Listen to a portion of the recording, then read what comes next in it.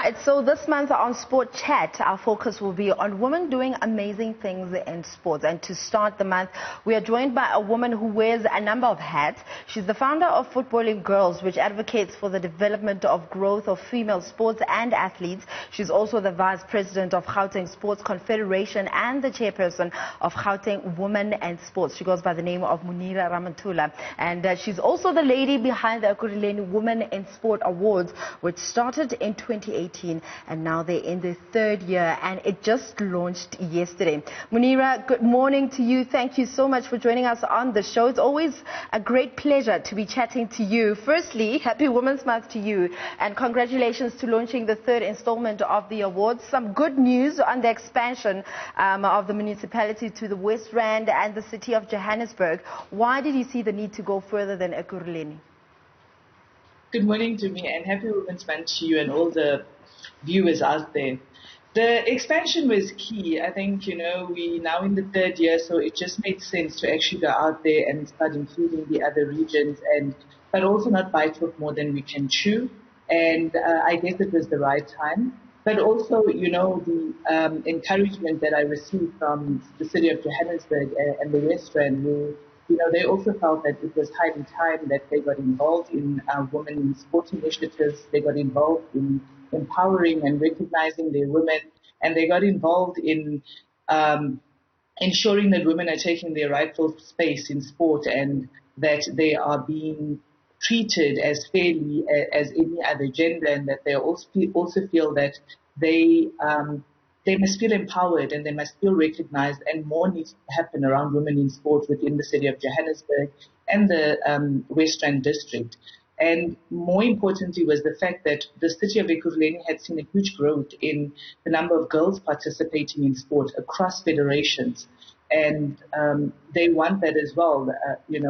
Keeping girls in sport is good for them. It kind of takes them away from the other social ills.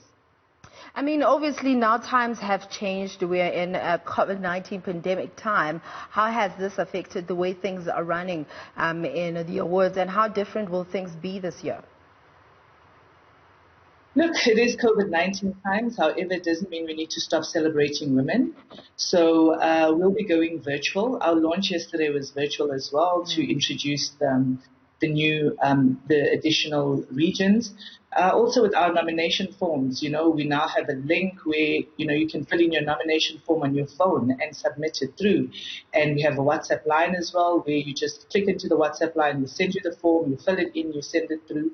I guess this will also help us reach a whole lot more people as opposed to the email aspect of it and the physical handing in of nomination forms. Now, we're talking about women in sports, whether they're athletes, sports anchors, administrators, commentators, and so forth. Do you think there are enough opportunities available to see more women doing well and celebrated enough in this industry? Most definitely. I think, there's so much scope for women in sport, and there's so many different things that can be done. And we all find our own niche and our own lane, and we need to do whatever it is we can in our own gap. Yes, when it comes to leadership positions for women in sports, they do exist. And I think sometimes as women, we need to stop looking at ourselves as, where it's said that, okay, there's this position for a woman only. We need to be able to compete, even against men, for a position in sport. I need to compete based on my abilities and what I can deliver. And if we look at it that way, then, the world is our oyster. Let's talk a bit more about your experience as a woman in sports and trying to make a mark for yourself and the continual passion of addressing different aspects of the areas affecting the growth and development of female sports and athletes through your organization, Futballing Girls. How has it been?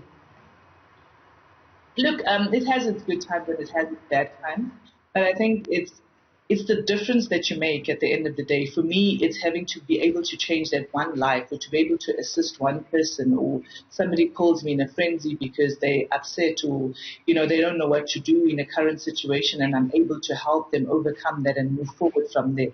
That means a lot to me. And I think a lot of the times women are not really taken seriously. I'm not saying that everybody does that, but yes, it does exist. And we need to get rid of that. But also as women in sport, if I have a space, I need to be preparing to say, I need to be able to be impactful, be effective in what I'm doing, and then start preparing the next woman to take over from me. Whether she's going to do better than me or not in the position is immaterial. When we are in positions as women in sport, we need to understand that our role is to ensure that we prepare the next generation, we do what we need to do, and we move on from there and not hold on and sit back and hold 10, 15 positions just because those positions exist for a woman. I mean, I like the fact that you're mentioning that, listen, even though you're in a position, you should also remember that you have the chance to help the next. Do you think we support each other enough as women in the industry? I would say yes and no. I have amazing women around me, but I also have amazing men around me who are very supportive, you know.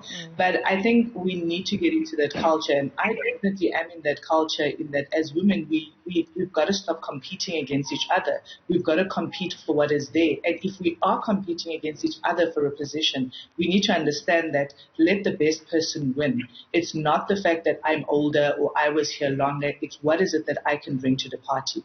How have you seen the standard of women in sports then, improve and grow over the years in South Africa? It has grown, but there's still a lot to be done. Last year, SAFA passed the 50-50 rule when it came to leadership positions for women in sport. I would say 90% of our federations in South Africa are not even there. However, there are some amazing women within leadership roles in sport who are making inroads, changing the narrative, changing the way things are done, and also ensuring that there are mentorship programs for, the next generation to come through and be able to take over.